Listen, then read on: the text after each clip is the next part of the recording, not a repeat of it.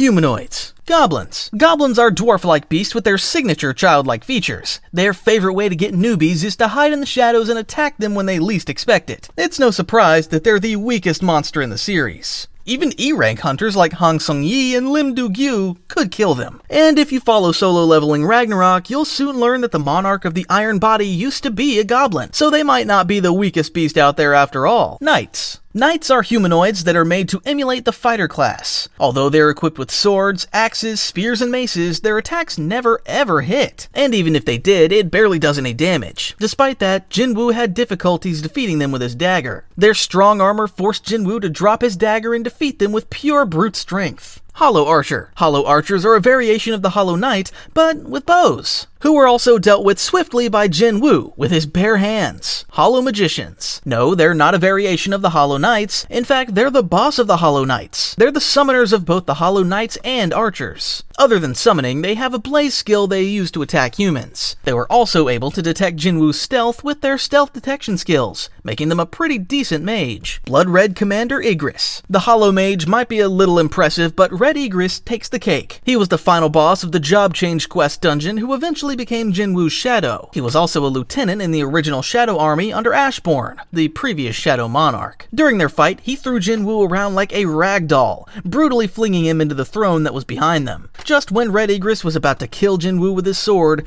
Jin-Woo blocked his weapon with his bare hand and then drove his dagger into Red Igris' left eye, knocking Red Igris off balance. After Red Igris removed the dagger from his eye, he was caught by surprise when Jin-Woo used the system to return the dagger into his own hands. In that clutch moment, Jin-Woo repeatedly stabbed Igris in the unprotected area below his neck with his fatal strike skill. Red Igris was unable to properly defend himself at this point and silently gave in as Jin-Woo jammed his dagger into his head, causing his eyes to fade out as he died. Green Orc. The weakest orc out of them all. They first appeared when attacking Jin-Woo's sister school. Although they aren't strong, they are known for having a good sense of smell that allows them to detect the exact number of humans. They have a tradition to mark themselves with a red mark whenever they achieve victory. Orc Chieftain. Grotaru, the chief of the Crimson Blade tribe. Grotaru is proof that although green orcs are weak, they have the ability to evolve and become stronger. He noticed that Jin-Woo's sister was the special one with mana and was able to single her out. But things changed when he felt that Jin-Woo was making his way to save his sister. Although he was pretty strong, he couldn't be compared to Jin-Woo. Jin-Woo questioned why they were attacking humans, in which he responded that there was a voice telling him to. Enraged that Grogar attacked his sister over such a dumb reason, he annihilated all the orcs. High Orc.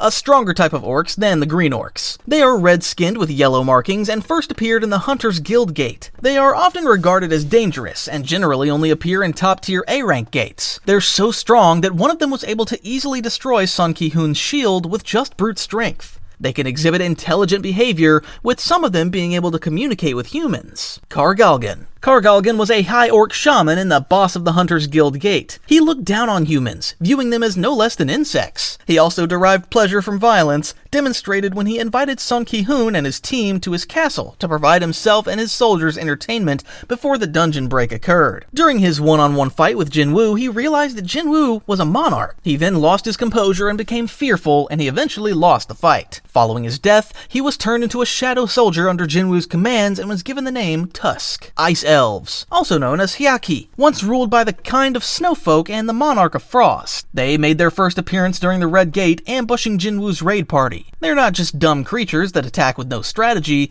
they were able to identify the two weakest hunters and killed one of them immediately. Jin-Woo was able to save the other E-rank hunter named Hong Sung-yi, catching the arrow they shot at her face. Realizing that Jin-Woo was the strongest member, one of the elves taunted him with a neck-slashing gesture before retreating. This shows that they aren't just intelligent, but bold and aggressive. Baruka, the boss of the Ice Elves and the Red Gate dungeon. Like the rest of his tribe, he is also egotistical and sadistic. He's always boasting about his superior power and combat ability frequently during battle, and enjoys killing humans, which was demonstrated when he attacked Kim Chul's group. He killed everyone, leaving only Kim Chul behind. He was also noticeably intelligent for a magic beast, determining that Jin-Woo was not completely human after knowing him for only a few minutes. During their one-on-one fight, Baruka offered to spare Jin-Woo's life if he gave up his teammate, which he of course refused. Baruka started with the upper hand, but a clever maneuver by Jin-Woo allowed Jin-Woo to kill Kim Chul using Igris, turning Kim Chul into iron. Baruka was then not able to take on the trio of Jin-Woo, Igris, and iron, and lost. It's also notable that he was strong enough that Jin-Woo was not able to extract him. Giant.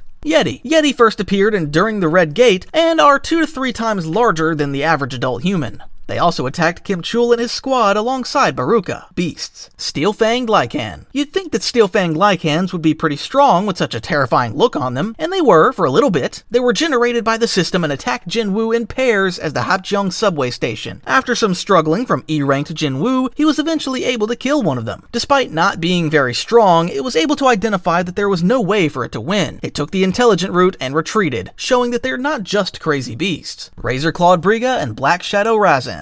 In the same subway station, Jin-Woo was also ambushed by the Razerclaw Briga and the Black Shadow Razan at the same time. Working as a group, the Razerclaw Briga broke the ceiling while the Black Shadow Razan attacked Jin-Woo from the flanks. Although they tried to incorporate strategies into her attack, they were both killed in just one shot, serving as a quick stepping stone for MC. Werewolf. Werewolves are a race of humanoid wolf monsters that Jin-Woo encountered during his C-rank dungeon raids with Jin-Ho. They were quickly defeated, showing that Jin-Woo was already above C-rank when he went into the dungeon. Ice Bear. They first appeared during the Red Gate incident. Ice bears share their white fur with polar bears, but are 2 to 3 times larger. Some of them are as big as an army tank, and they're hostile toward humans. They usually travel in packs and are led by an alpha, who's distinguished by its bigger size and purple leaf-shaped crest on its chest. Despite their primal appearance, they fight with a surprising amount of intelligence. They attack in packs, using a mix of their brute strength and icy surroundings to trap and overwhelm their enemies. Jin-Woo was able to one-shot the normal ice bears, and he let Igris deal with the alpha, who couldn't match Igris at all. Brocky, after Ragnarok. Brocky was one of Rakan, who was the king of beast, and monarch of fang, servants. After Rakan lost to the Shadow Monarch, Brocky protected Grey, who was Rakan's last descendant. As one of Rakan's servants, Brocky was deeply loyal to his master and was distraught to see him die in battle against the Shadow Monarch. He also took his duty to protect Grey, Rakan's heir and last living descendant, very seriously, and was determined to groom him into a beast strong enough to succeed Rakan as the Monarch of Fangs. However, TL, an apostle and servant of Itarim, was able to find them when they were and brainwashed Brocky. Brocky was made to bring humans to TL, which was why he crossed over to the human realm and formed the Hyena Group, a human trafficking group. However, after being brainwashed by the Itarim, Brocky became excessively arrogant, cruel, and self-absorbed. His belief in the survival of the fittest caused him to lose his respect for Rakan and made him think that the reason why his master died was because he was weak. It also caused him to become obsessed with growing stronger and even made him think that he was the only one worthy of becoming the next Monarch of Fangs. As a result of this ideology, Brocky became physically abusive towards Grey and eventually started drinking the latter's blood in order to make himself stronger. Sun Ho, Jin-Woo's son, fought Brocky and defeated him. Moments before Brocky's death, TL's spell broke and allowed his original personality to return to him right before he died. Giant arachnid Bura. Bura was the only magic monster in the insect dungeon that was not an insect. He was the final boss of the insect dungeon, capable of spitting a burst of corrosive acid. Jin-Woo was able to kill Bura by using the paralysis debuff by repeatedly stabbing his eye, making the paralysis permanent until he died. Demons. Demon society has a class of nobles on top. These nobles are organized into clans and ranked based on strength. Before Jin-Woo conquered the demon castle, there were at least 20 clans with only 5 that we know of. Garsh clan, Pathos clan, Ricado clan, Herschel clan, Radiru clan. Cerberus. Cerberus was the first boss and gatekeeper of the demon castle. Cerberus was capable of great strength, durability, and speed. During his fight with Jin-Woo, he was completely immune to the effects of Kasaka's Venom Fang. He could use Rage, which was a skill that doubled his strength for 3 minutes and was beating Jin-Woo. But when Jin-Woo drank the Venom Glad, he gained 20% more physical damage and Rage has just ran out for Cerberus. Vulcan's Guard. The Guard for Vulcan. Vulcan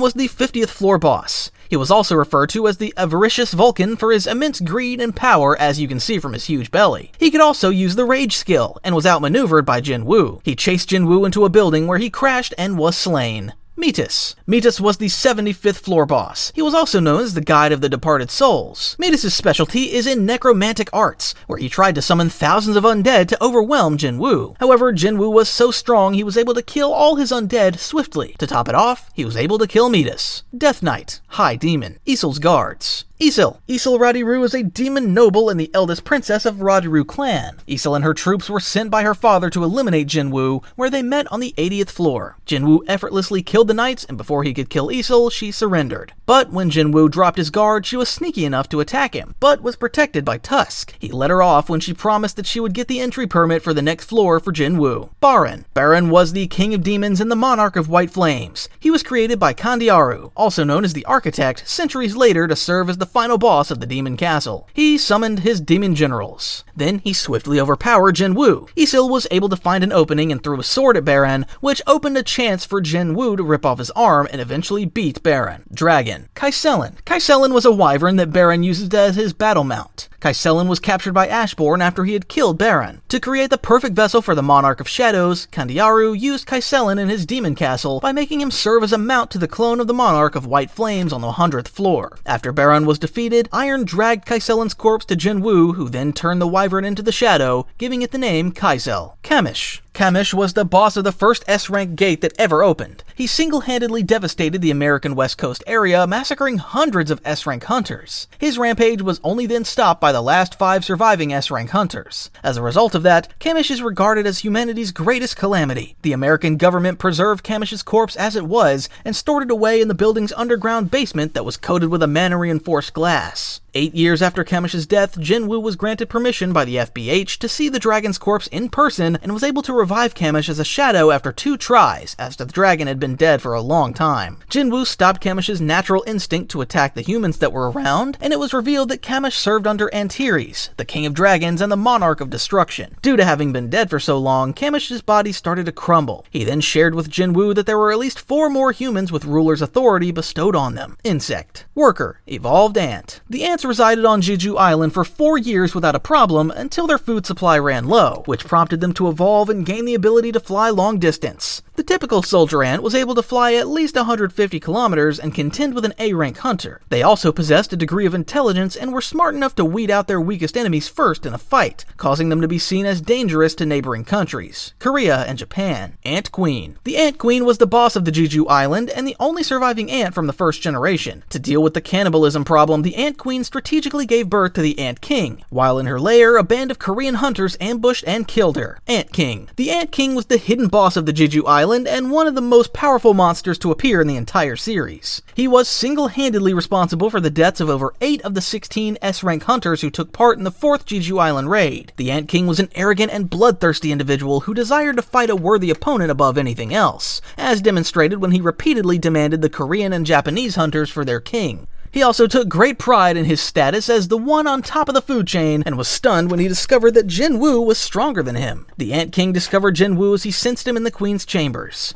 He wasted no time and punched him in the face, but Jin-Woo didn't even get hurt. Just when he thought he had a worthy opponent, Jin-Woo easily countered every one of his moves. And when he thought he couldn't win, he fled. But Jin-Woo used telepathy through ruler's authority to stop them and killed him. He then rose as one of the strongest shadow soldiers, Bura. Golem. Earth Golem. Earth Golem appeared in one of Choi Jun-in's Guild A rank dungeons. Despite the fact that they are A rank monsters, Choi incinerated them all in one shot. Reptile. Naga. Nagas are large in size, 2 to 3 times the size of an average male human. They use tridents and bidents to fight enemies. During Ajin Guild's first raid, Naga was said to be able to contend with A-rank hunters, but Jin-Woo's shadow annihilated the Nagas. Boss Naga. After killing all the Nagas, Jin-Woo mentioned that if he kept his shadows doing all the work, he would then get rusty. He proceeds to one-shot the boss Naga. Kasaka. Kasaka was the boss of the Hepjeong subway dungeon. Kasaka was crucial for Jin-Woo's development as a hunter, testing his abilities in strategic thinking. It easily overpowered Jin-Woo at that time, even shattering his sword in one strike, and only got defeated because Jin-Woo managed to strangle it to death with his strength stats that he gained. The name Kasaka might have been inspired by the Hindi word kasal, which means bite or pain, fitting its role as a dangerous creature. Undead. Twin-headed ogre. The twin-headed ogre is said to be the size of a small building. They're nicknamed as gravekeepers, and they're usually found with undead magical beasts. Death Knight. Death Knights are a race of undead monsters that appeared during the raid on the Busan Gate. Although not much is known about their abilities, they are implied to be strong enough to take on A-rank hunters in battle. Archlich. Archliches are a race of undead monsters that usually appear in S-rank gates or top-tier A-rank gates. They're notorious for their strength as they were able to wipe out a major Chinese guild several years back. As a result result, they're regarded as extremely dangerous to the point where only S-rank hunters are qualified to fight them. Archliches also have powers to revive and control the dead as long as they're not completely destroyed. Giant. Massive giant. Massive are a race of man-eating humanoid magic beasts of gigantic size. They were ruled by Ligia, the king of giants and the monarch of the beginning. They usually serve as the boss of top-tier A-rank gates. The average giant is strong enough to overpower an average S-rank hunter. The so-called supergiant was also strong enough to destroy Yuri Orlov's barrier in one swing and easily overpower the shadow soldiers as strong as Jima and Tusk. Giants are deceptively fast and agile for their size. They were able to easily overcome the S-rank hunters that they encountered during the Tokyo dungeon break with their sheer strength and speed. But they were eventually beaten by Jin-Woo's soldiers and himself. Statues. Earth Giant. The boss for a dungeon where Sung Jin-Woo was still a minor. Before Jin-Woo could attempt to fight the boss, he was stopped by Cha Hai-in. Although never mentioned, he thought that it was stronger than both Vulcan and Midas. Statue of God. The first boss monster in the show, and was Kiandyaru's masterpiece and strongest puppet. The Statue of God first appeared when Jin-Woo and his raid party entered the double dungeon. There were 3 commandments that the hunters needed to follow and beat him. Jin-Woo noticed that the first commandment, thou shalt worship God, required bowing down to the statue, which he convinced his team to do so. The Statue of God then smiled, got up from its throne, and started slowly walking towards them. They now had to fulfill the second commandment, thou shalt praise God. The statues around them were either armed with weapons or instruments, and the statues wouldn't play the music unless one person was standing under them. After the second commandment was fulfilled, the Statue of God turned around and lifted up its left hand, causing an altar to rise up from the ground in the middle of the dungeon. A sacrifice had to be left behind for the rest to leave, where Jin-Woo chose to sacrifice himself and achieved his status as a player. Architect. Kiandyaru. Kiandyaru was the hidden boss of the double dungeon and the moderator of the system. Kiandyaru was extremely psychopathic and egotistical, taking great pride in his work and having a disdainful attitude towards humanity. He was fiercely loyal to the Monarchs as he worshipped them like gods, which led him to be outraged when he realized Ashbourne has sold him out to the ally with the rulers. Kiandyaru was helping Ashbourne with finding a suitable human vessel in exchange for a chance at immortality. After years of searching, Jin-Woo passed all his tests and surpassed his expectations. Despite this, he didn't believe Jin-Woo was the right choice and protested when Ashbourne chose Jin-Woo to be his vessel. When Jin-Woo hit level 100, Kiandyaru invited him back to the double dungeon so that Ashbourne could take control of him as his vessel and finally descend into the human world as they had originally planned. Kiandyaru had his puppets fight Jin-Woo, only for them to be quickly destroyed. He then gave Jin-Woo an urgent quest: defeat himself within 10 minutes or he'll kill Jin-Woo. Jin-Woo defeated him with 2 minutes and 14 seconds on the clock. While waiting for Ashbourne to arrive,